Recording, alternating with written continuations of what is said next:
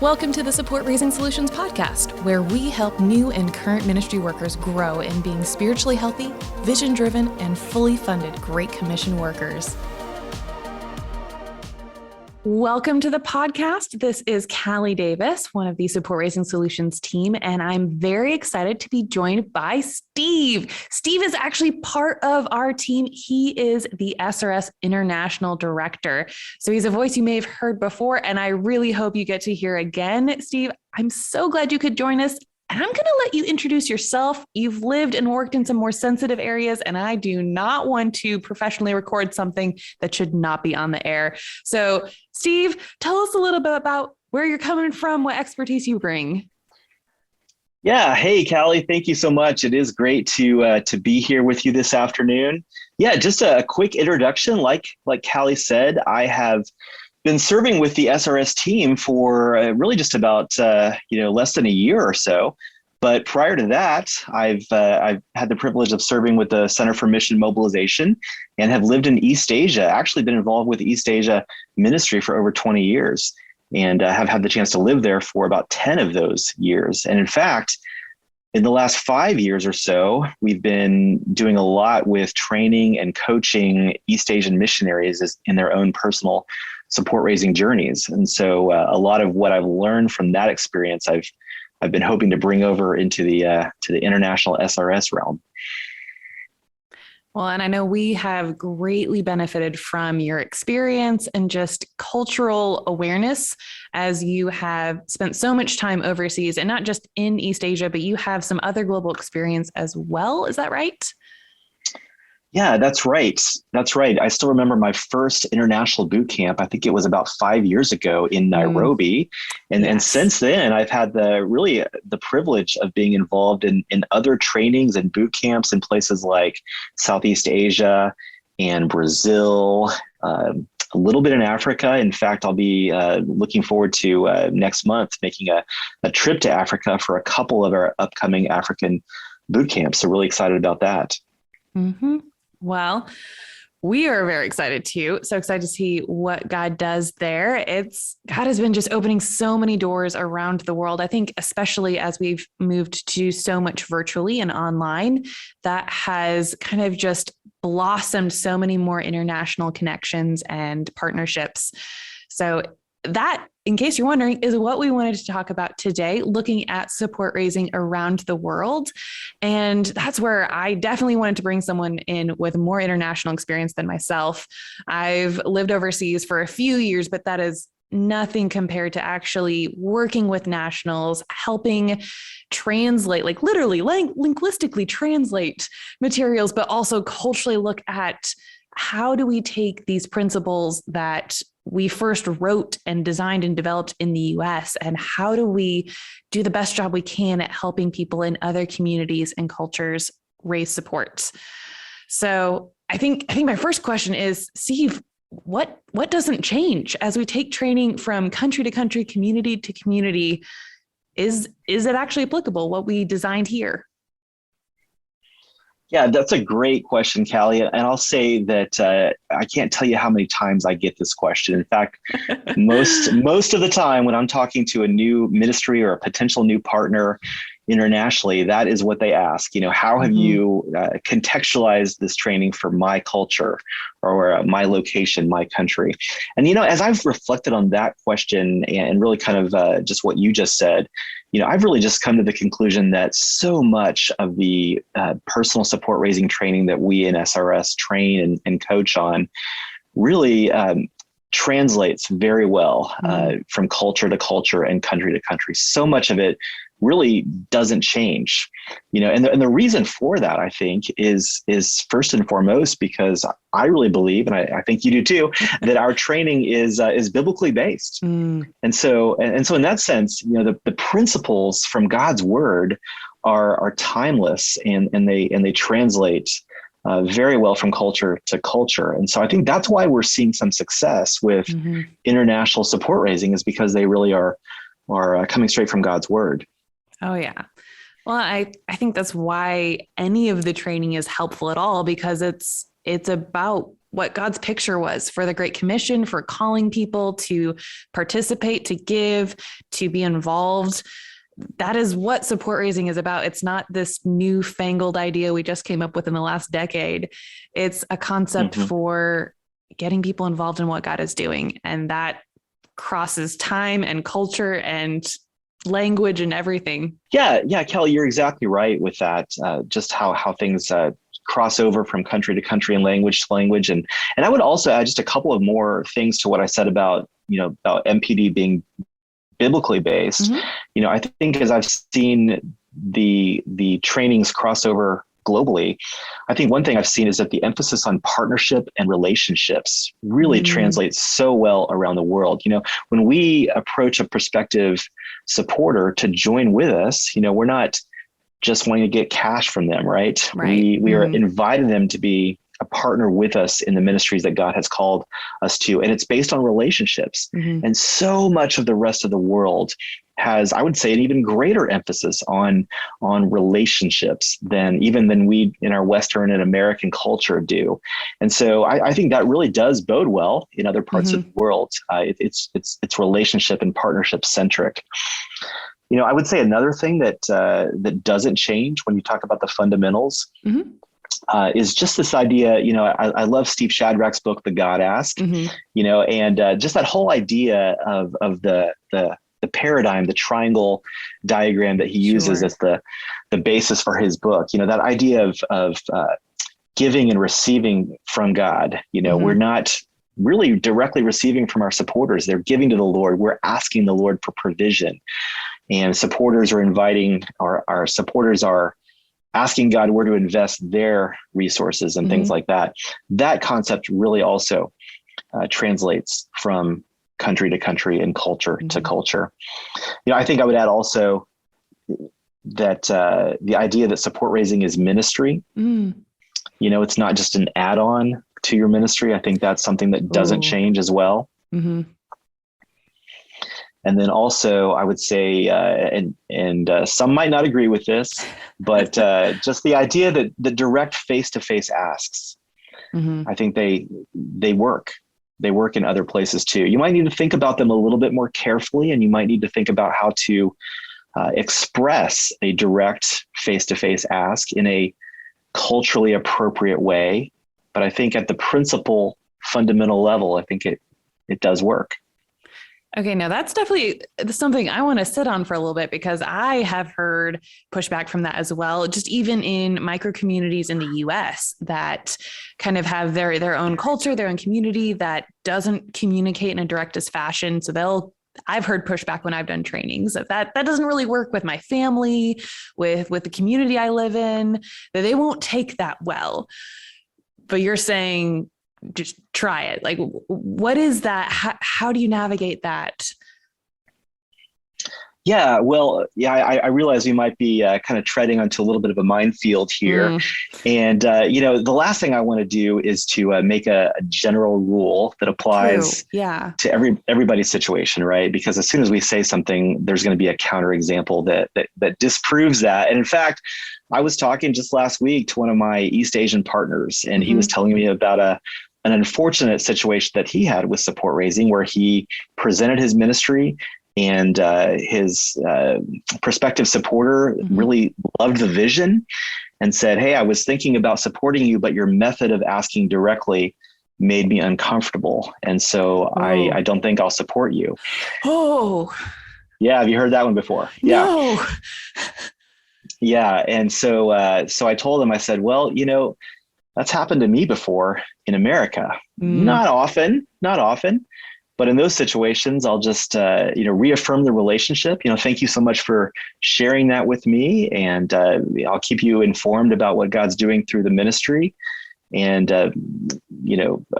maybe we can talk again in the future, and then go on to ask the next person, and I think my point in sharing that story is that I think a lot of I don't know who you've talked to. I don't know who might've said that to you. I don't know what their stories are. Sure. But at least in my friend's situation, I think what happens is that oftentimes people may hear an objection like that, or they may hear a comment from their family, or more so, they might even be listening to kind of inward fears or maybe even lies that are not biblically based. And they may be kind of projecting their fear onto a situation without actually trying to raise support. I've got another partner in East Asia who has been through our boot camp before. Okay. Yeah. So you'd think, this guy is set up for success, right? I've even traveled to his city for some one-on-one consultation and coaching with him.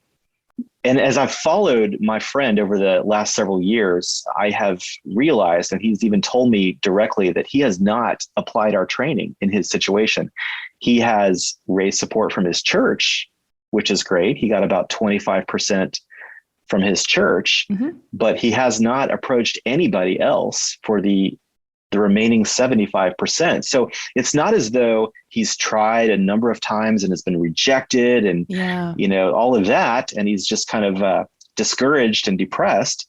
He just simply hasn't tried. And I would say the majority of people that I have talked to internationally, and again, there's going to be exceptions to this, of course, but the majority of people that I have talked to who have those kind of experiences simply haven't tried. On the other hand, the majority of people who have tried in fill in the blank country have largely seen success. Now, I don't want to say that, everybody has gotten to 100% in record time from their own country.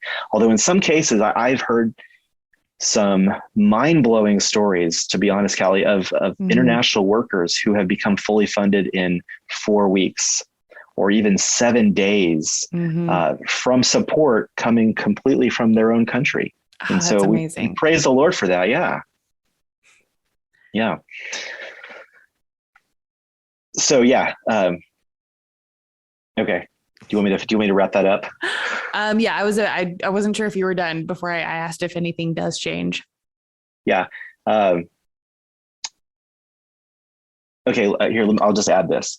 So Kelly, just to kind of sum that up, what I would say is the principles of support raising don't change.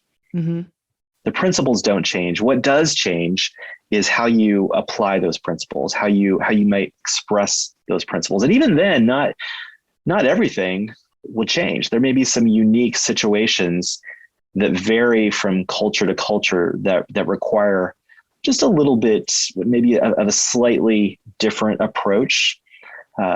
Might require you to think a little bit more deeply about how you do X, Y, or Z. But the principles, if we can get down to a principle level, I believe the principles do translate. So can I ask for a specific example where you are navigating needing to adapt, but holding on to a principle? Can you think of something specific? Yeah, I can give you a couple of examples. Here's an easy one. Okay. And so I'll reach back from my experience into East Asian ministry. Okay. So for us, in modern day American culture, we will communicate with our supporters via, many people use an email sent by MailChimp, or some people, maybe if you're old school like me, you may actually send still, in addition to MailChimp, a hard copy via snail mail, which I actually highly recommend, by the way, but I'll get off my soapbox. But in East Asia, where I've served and coached workers there, for security reasons, they can't send prayer letters via email or MailChimp. That may be blocked there. Some of the other ways that we would do that, they just can't do it. They can't send it by post.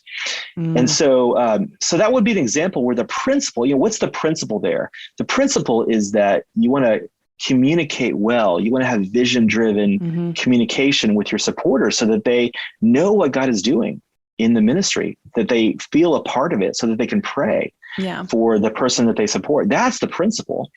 And so how does that get expressed? Well, okay, if you can't do MailChimp and you can't do snail mail, well, what can you do? What are some culturally appropriate methods that work within the constraint there of security that work? And I'll tell you, our partners in that country have found all sorts of creative ways to communicate with their supporters. I won't go into those on this call, but they found ways around that. So rest assured. Yeah. But I'll give you another example. Another example of just something that you might need to think carefully about would be the concept of referrals. Oh, yeah. Yeah, referrals. So I think the principle does apply, just like I said, from Mhm. culture to culture.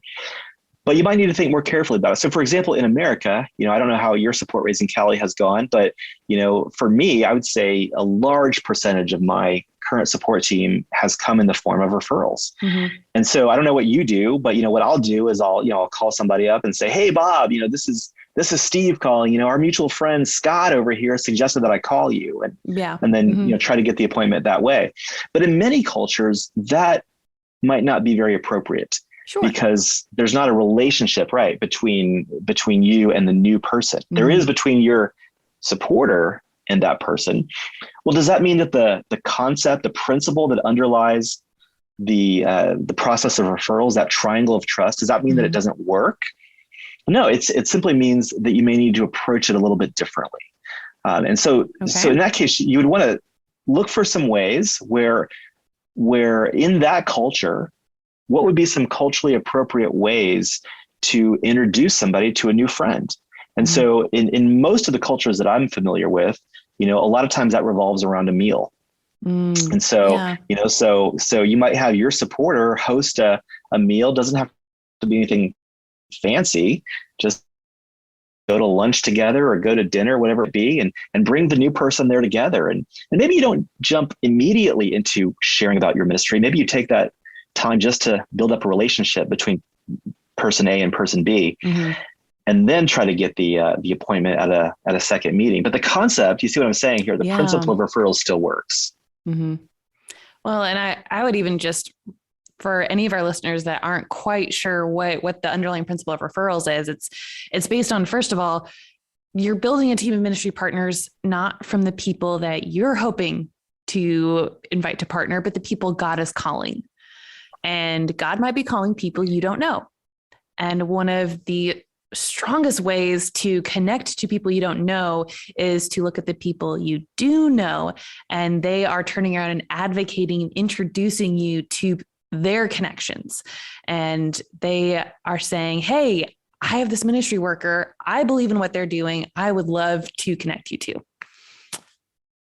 So yeah, that makes sense. Well, and looking too at just how people function in relationships, I think is a thing we see flex, maybe isn't the best way, but we see relationships and those dynamics um, look differently culture to culture as far as what it means to invite people over, to be hospitable, to quickly go from an acquaintance to a friendship to someone that's like family, and what those kind of processes and progressions are. So, since support raising is all about relationships and connecting people to what God is doing, it makes sense that while that fundamental valuing of people and valuing of what God is doing is the same, how you specifically go from step one to step two might be a little different, might have a little bit different wording or approach. That makes a lot of sense to me.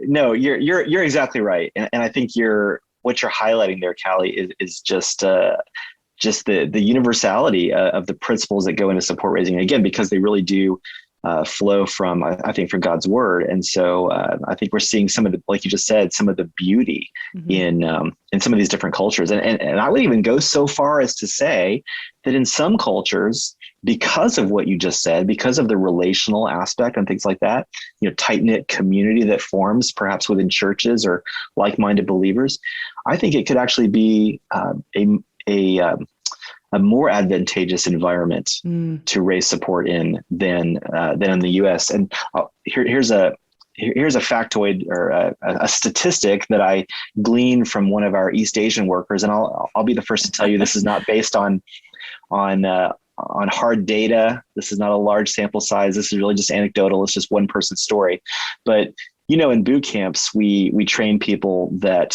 on average, for every 2 appointments that you have, Mm-hmm. you might pick up 1 new monthly supporter. Right. Mm-hmm. So that 50% success rate. Well, the friend that I have in mind in East Asia, Mm-hmm. raising support from other East Asians, she had a 90% success rate. Wow. Okay. Yeah. Yeah, That's pretty nine, amazing. 90%. Now that may be a little on the extreme side. I don't think that everybody would see that, but I think that's where you're seeing that principle play out, because the people that she approached to have to contact for appointments, these are her friends. These are people that she's very close with relationally, people from her church, people from her student fellowship that she was involved with when she was in college, things like that. And so when she calls them and shares about her new ministry, and she'd like to meet with them, to invite them to partner with her, they are excited about that. For the most part, they're very willing to meet with her and hear more. Yeah, and that's amazing. Now, Steve, I know as we're nearing the end of our time together, but I know there is still someone out there listening that is still thinking, but you don't know me. You don't know where I'm from. That worked everywhere else. But do you have anything to say to them? Yeah, I do. And again, if I had a quarter for every time I've heard that, I think I'd be rich, right? You and me both. I do hear that a lot. And I don't just hear that. I have to say, I don't just hear that for international locations. I've even heard that about different parts of the U.S. Oh, absolutely. All the time. I've heard people say, oh, I'm from Iowa and that doesn't work in Iowa, or I'm from the Northeast and that doesn't work there, things like that. And, so I would say, I guess my encouragement to people like that would be to trust this may be the Sunday school Jesus answer, but to trust the Lord, to lean into him, to apply the training in a bold and confident, but yet a humble manner, to apply the training that we're providing people around the world, to just get out there and try it, and to not be held back perhaps by whatever might be holding them back. I don't want to be so quick as to say that it's fear necessarily, although a lot of the times when I've heard people say that, a lot of times it is fear. Yeah, it is fear. And I can so relate to that. Even now I've been raising support for over 25 years and I should be a pro at it, right? But so often I get to the ask and my flesh just wants to chicken out. Yes, it's just absolutely. Fear, right? Yeah. And so it's natural that people would struggle with this, because we still struggle with this. Here we are on the SRS team and we struggle with that, right? But I would just encourage people to get out and to not be held back by whatever their perceptions are of their church or their culture or their family, whatever it might be, and just try. Just try it. And just be willing to, perhaps, can we say, to lose face? I know that's a big concept internationally, is the idea of losing face.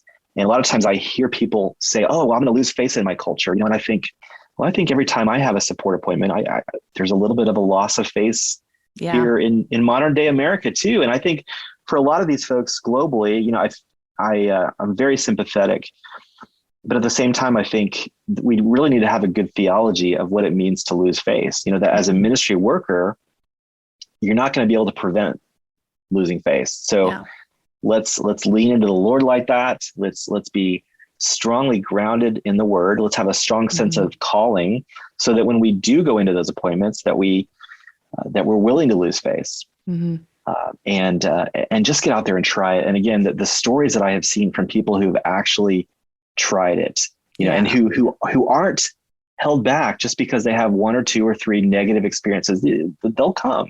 Of course, people will have some negative experiences. They'll have people that'll say, well, this is Western, you don't do that in our country. You don't do that in this church, but I think it takes just kind of getting up again and again and again.